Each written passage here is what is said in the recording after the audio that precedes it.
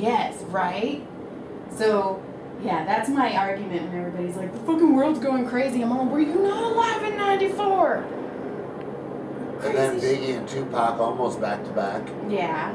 Like 96-ish. So California Love's the only rap song that I can actually completely sing. Go ahead. No. And now. I need a drink. In fact, at the Comedy Store Christmas party, I did get drunk, and John was like, go do California Love. They'll love you. They'll fucking love you. So I was like, okay. And I walked up, and right when I walked up, the DJ's like, dude, somebody just signed up for it. And I was like, oh. What did you have to? And then we were supposed to do Shoot by Salt and Pepper. Peppa, sorry. And it was me and Cassandra. We were going to get up on stage, and he messed up and put Bobby McGee It on. was horrible. Oh my god. So we started singing Bobby McGee. And Not a bad duet to pull, though. No, the one chick came. And then some lady. I love Elizabeth. She's gonna give me stage time, so fuck yeah. But she ran up on stage and grabbed the microphone out of Cassandra's hand and belted out very poorly. Oh, I have a video of some of it. I got a clip of it and I sent it to Joy and I was like, I call this interrupting cow. I love Elizabeth, but she is so drunk. She just stormed the stage. She's like, I know this fucking song. Just It was so bad, Cassandra and I ended up sitting down on the stage just huddled, watching her. just huddled together like people trapped in a storm. And then afterwards she came up to me and hugged me and she's like, I'd really like to sing with you again. We gotta do it the first time, honey. You gotta have less drinks next time. Oh, yeah, no. That doesn't happen at the store. Yeah. So did you start hanging out at the store when you were living with Rogan? Yeah, before then. Before? Yeah, I'd started working for Joe a couple years before that, I guess. And I was fighting at that time, and I'd just do like security work also. Mm. I want to do security work so bad. I just want to hurt someone. You might not be the best person for that job. No. In fact, one of my because I massage a lot of. You know what you should do? What, hurt someone? Let's do Well, it. if you just want to fucking hurt people, why don't you? This is the perfect place. You go into like some crazy dominatrix dungeon thing. It's probably wherever Cassandra's other home is. And she's probably already got it set up Remember, down you're there. defenseless. Just Hold like on, she's where's my used to. whip? Exactly. She has. I sure did. She You has go in, that. you make $1,000 an hour or whatever you get for crazy What? people Wait. that want to get tortured. Where's this place? Okay. There. You build it, they will come. There is a sex place. There is a dominatrix place somewhere in Santa LA. Clarita. Oh, yeah. You have to have a At pineapple. the 7-Eleven. Yeah. So The holy passcode shit. is I banana. fucking forgot all about this. So we had a friend who was in a band. And he was like, come watch our band. This was before we had Tyler, because Tyler's John's kid. He's my stepson, but he's mine, whatever. And so his mom, for the first time, had him for the weekend. So John's like, let's go watch this band. And I'm like, okay, cool. So we go, and we walk into this dominatrix place. And I was like, oh, I'm going to get awkward in here. Fuck yeah. Shit. And they took us to all the different rooms. I met the madam. And then... What are the different rooms? Okay, they had the schoolroom. Okay. They had a baby room, like a nursery, which Creepy. fucking, I was like, okay, like. Whatever y'all are into, I guess, but creepy. Yeah, no judgment. Like, my judgment card got taken away because I've done I some just picture shit. a fucking balding old executive guy with a big lollipop dressed up in a diaper getting whipped by some fucking hot lady. Yes, and peeing himself and being like, change me. I didn't even want to change my kids. Crazy. Then they had the dungeon room. They had just a bunch of crazy rooms, and there was one that looked just like Cassandra's apartment. So then... And you were there, and you were there. So then the band gets on, and this chick puts on a metal strap-on, and her boyfriend That sounds aggressive. starts sanding it so sparks are getting shot out. Wow, next level. And I'm all, oh my, and then, And heating it up. there's more. But wait, there's more. Billy Mays here. So then she takes off her shirt, and she has cunt written across her tummy, Good for tattooed. Oh my her. god. but it's spelled wrong because it's with a K. Oh, honey, no. Which I was like, oh, grammar police, that hurts me. Like, I'm an author. We can't do that. It's with a C, baby girl. And then they stuck hooks into her Oh yeah. and hung her from the ceiling. Yep. Where? And that's when I grabbed John and I was like, we can go now. And he's like, oh, thank God. There's people that love that suspension shit. I don't get it, but they Wait. love it. Where did they stick the hook? In her shoulder blade. Yeah, Oh, through their praise back. Jesus. Yeah. Oh, my God. So they raised her and then we left. And I am not kidding you. We went to McDonald's and got ice cream cones because we needed like something innocent. Yeah. To We go didn't- back to the diaper room. Yeah. Then I took John's diaper off. And then, The Yeah. other place Americans torture themselves. holy, I was McDonald's. Yeah. ah, It's like, well, we went to one place. We may as well get fucked by another. exactly. It was, yeah. I'm all, all right, that happened. I didn't know what to do. That's And I mean, I'm not incredible. judgmental, like whatever, like I have secrets, but So you didn't get off in there. no. Were you checking John's dick the whole time? Oh my Like- God, I was! Like, does any of this excite you? Oh, God. Okay, so when John gets turned on, he can't listen to this one. When John gets turned on, his tummy grumbles. Wow. So like, So specific. yeah. So like, if I'm scratching his belly and I'll go lower, like you'll hear the gurgle, and I'm like, oh, okay, we're gonna do it. Cool. So like, when there's a cute waitress or something, like I have my ears like go to his stomach. I'm like, huh? Does he think she's pretty? Wow. Talk to mommy. What a weird thing to have a towel like that. Yeah. As if the hard raging dick in your pants isn't enough. It's like, Right. I got motherfuckers listen to my belly. God damn it. And I don't. No, honey, my dick's hard for a different reason. Right. I was thinking of the diaper. Yeah. Just seems so So convenient. did you guys ever explore then further into the swinging community or the No. bondage club that you frequent? No. That you frequent. I love you, Tate. You're my favorite. I missed the day in kindergarten where we learned how to share. Uh-huh. So that dick is mine, and I Got don't it. like. I feed him cookies on purpose, because like women will come up and be like, "Your husband's so amazing." I'm like, "John, eat another cookie." Like I need to keep him chubby so nobody knows what I got. Do you not have any interest in other dicks besides his dick? No, I'm very monogamous. I'm also. I have to be very comfortable with you Uh-huh. to like orgasm. Like I'll have sex with you because I'm a whore and I have no self-esteem. But to orgasm, like I really, really need to be comfortable with you. And we've been together 14 years. So. And I know John is concerned about your orgasm. Yeah, exactly. Yeah. So, and I'm very loyal. I'm the most loyal person and he'll tell you. I'm like, Unless okay. he fucked the stewardess. Oh, I kill him. Yes. So so we have this deal, and this isn't a bit, but somebody told me I should do this on stage, but it's true. Oh. I was like, if you find someone that you feel will fulfill you more, that you love more than me, and you think will make you happy before you do something stupid, Uh-huh. tell me first. I'll kill you both, and then you can do whatever the fuck you want in whatever afterlife you're gonna be in. But tell me before you do something, and I will slice you. I told you I want to hurt someone. I'm just trying to get you paid for it. John, he's That's a good. good friend. That's true. That's It's like, quit your job, go be Mistress Joy. Oh, you could be Mistress Joy You imagine once you a do that- week. You do that one time a week and make twice the money that you make at your day job now or something like that. With less. And you'd be like, great, and then I go up 6 days a week on stand up and then I take care of my kids. Yeah. It's You almost could like you're doing your whole family a disservice by not getting the outfit and going and beating the fuck out of these executives. Wait, what's the outfit? I don't know, whatever outfit Oh. you wear for the BDSM Yeah. club. That's unfortunate. Yeah, I have don't. to stop eating. I mean, look behind you. I'm sure you can see some there. There may be a representation of said outfit within this home. I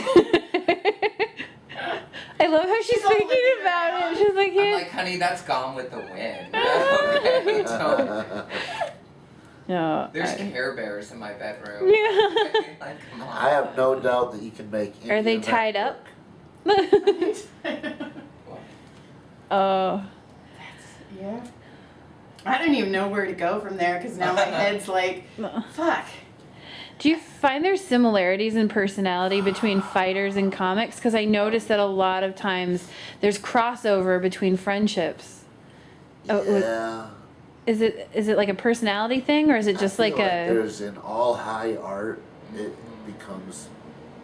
There's less dissimilarity as far as mindset goes, and a comic is a broke person generally. If you wanted to, it's like they're broke and they're doing this thing that they're not even sure why they're impelled to do it, and and it takes a lot of courage. It's like you're bearing your soul to strangers that are maybe drunk and might malign you, and the whole thing. It's like it's a crazy, scary endeavor to do that. Wait, I'm broken? And to have your own soul kind of get bared and go, it's going to be up for people's derision, and also I got this way because I'm sensitive, so it's like doubly loaded for those people, I think. And I think fighting is a similar thing, and like you want to exact your art form in a certain way and see, can I comport myself in my mind in such a way that I can bring the best version of me into the cage in the moments that I'm going to need it to happen, and I'm going to prepare for this for months or years or whatever, and I'm going to be in my underwear, and people that are dying to see me fail and that want to see me knocked out and that need me to win, and my mom and people that love me, and everybody is going to be there and maybe watch you get dominated in the most primal way ever.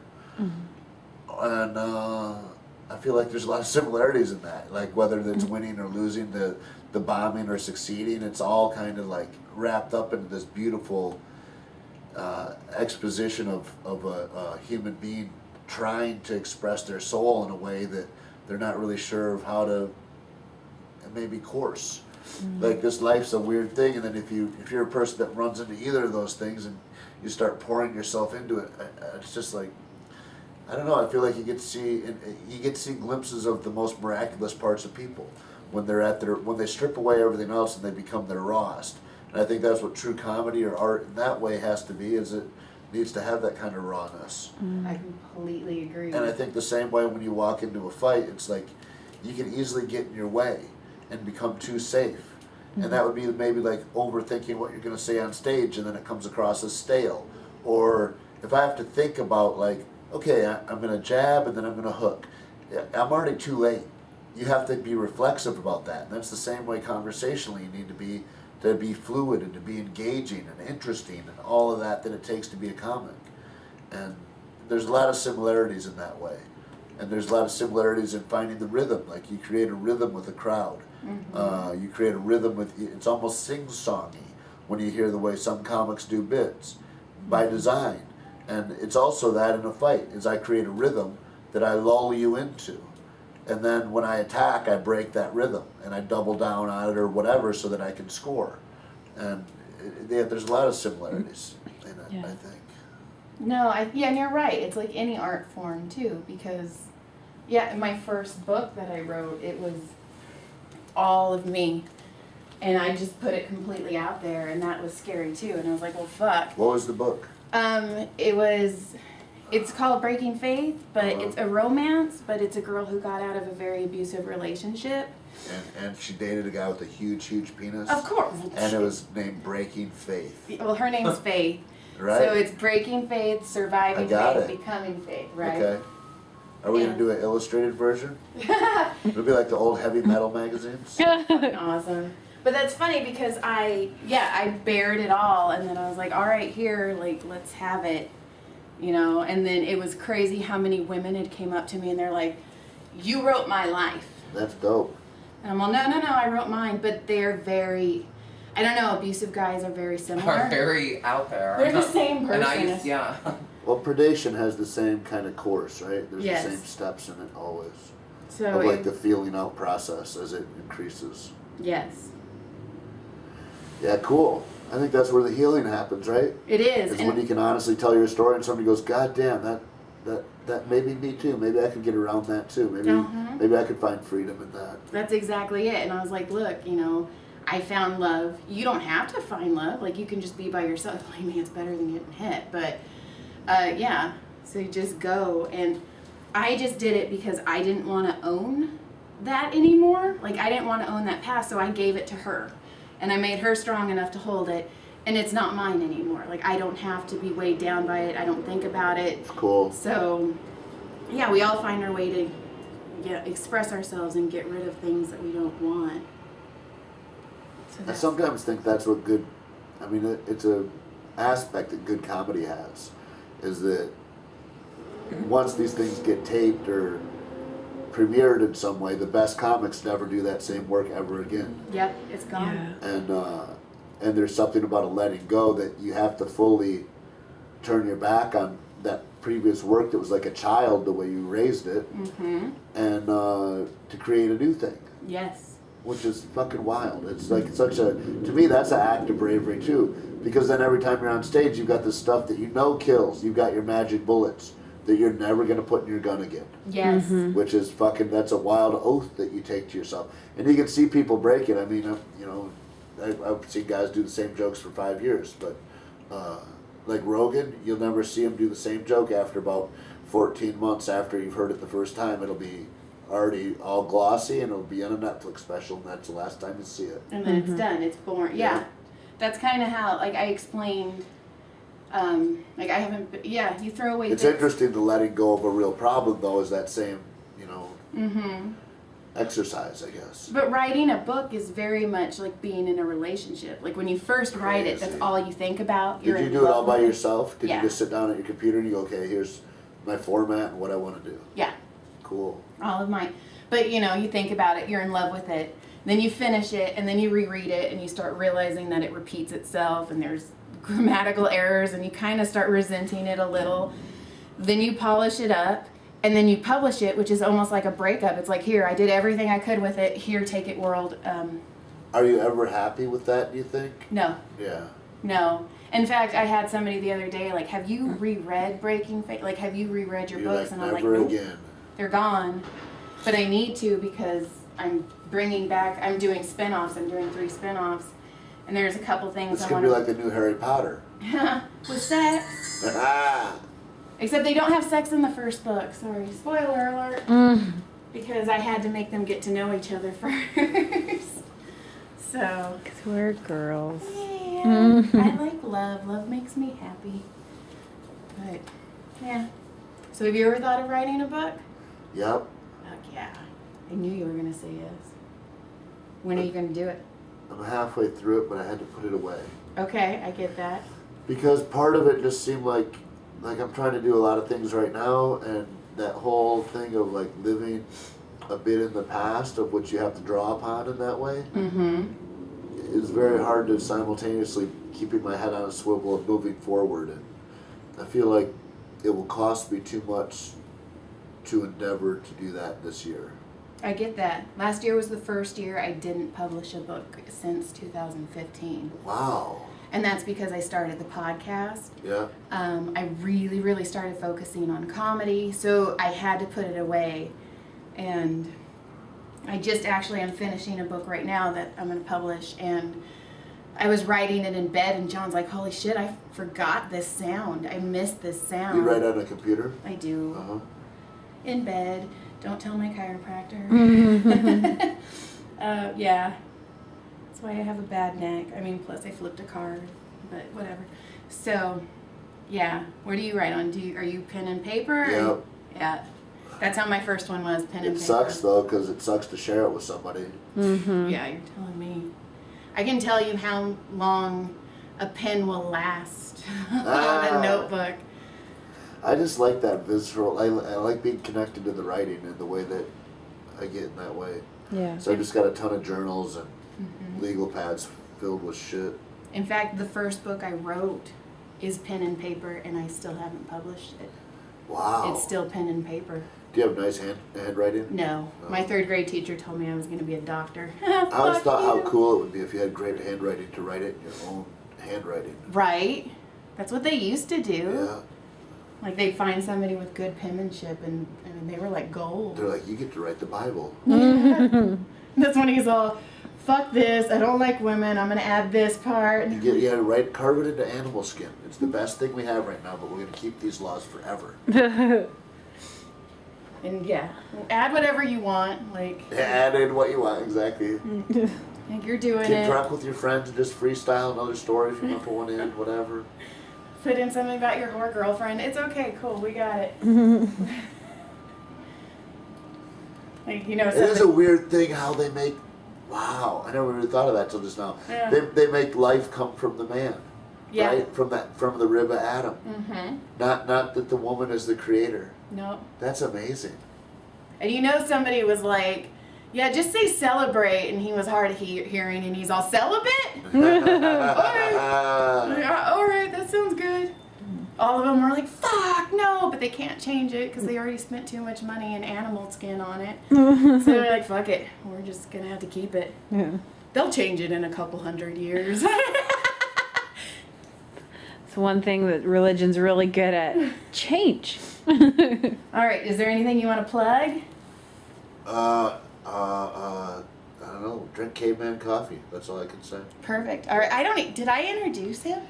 No, we didn't do any of that. Oh, No. shit. Okay, so on the table, who's now done, is Tait Fletcher. So, We'll just stick that on the. Yeah. No, we won't. We Perfect. probably won't. no, because I edit it and I don't have time. But okay, Thank you so have much. a good day.